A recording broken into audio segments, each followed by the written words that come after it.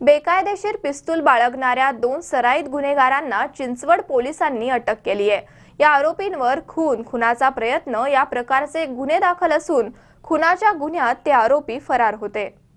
बेकायदेशीर पिस्तूल बाळगणाऱ्या 2 सराईत गुन्हेगारांना चिंचवड पोलिसांनी अटक केली आहे। त्यांच्याकडून 1 लाख रुपयांची 2 पिस्तुलं आणि 3 जिवंत काडतुसे जप्त करण्यात आली आहेत। ही कारवाई रात्री 9:30च्या सुमारास प्रेमलोक पार्क येथे करण्यात आली।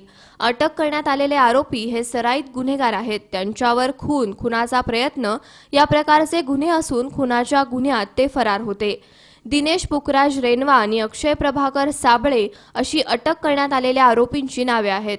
पोलिसांनी दिलेल्या माहितीनुसार रात्री गस्त सुरू असताना तपास पथकातील पोलीस नाईक जयवंत राऊत यांना 2 जण प्रेमलोक पार्क येथे उभे असल्याची माहिती मिळाली।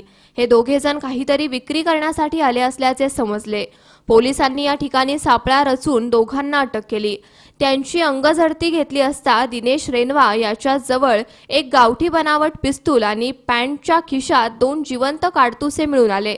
तर अक्षय साबळे याच्याकडून असलेल्या कॅरी बॅगमध्ये एक लोखंडी गावठी कट्टा आणि एक जिवंत काडतूस मिळून आले। पोलिसांनी या दोघांकडून 1,20,750 रुपयांचा मुद्देमाल जप्त करण्यात आलाय। 1 महिन्यापूर्वी वाल्हेकरवाडीमध्ये तरुणाला बेदम मारहाण करून लुटण्याची घटना घडली होती। तर अशाच प्रकारची आणखी एक घटना वाल्हेकरवाडी येथे घडली होती। चौकशी दरम्यान हे दोन्ही गुन्हे अटक करण्यात आलेल्या आरोपींनी केल्याचे तपासात निष्पन्न झालंय।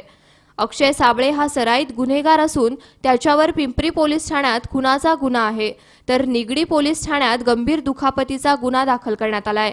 या गुन्ह्यांमध्ये तो फरार होता।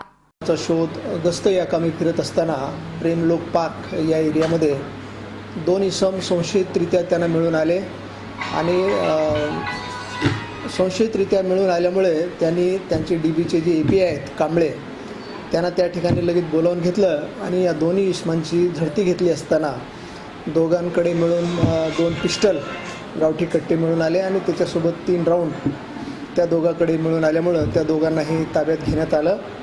आणि त्यानंतर असं निष्पन्न झालं की हे जे 2 आरोपी आहेत हे चिंचवडला यापूर्वी 307चा गुन्हा दाखल आहे। 2 गुन्हे त्यामध्ये हे दोन्ही आरोपी त्या दोन्ही गुन्ह्यामध्ये फरारी आहेत। ते फरारी आरोपी पण पकडण्यात आलेले आहेत। हे दोन्ही आरोपी यांच्यावर पिंपरी डिव्हिजनमध्ये पिंपरीला 302चा गुन्हा दाखल आहे आणि बाकी आजूबाजूच्या म्हणजे ग्रामीणच्या हद्दीमध्ये रेकॉर्डवरचे गुन्हेगार आहेत अशी माहिती आहे। त्या बाबतीमध्ये तपास चालू आहे। तुकाराम गोळसे, सी 24 तास, हडपसर, पुणे।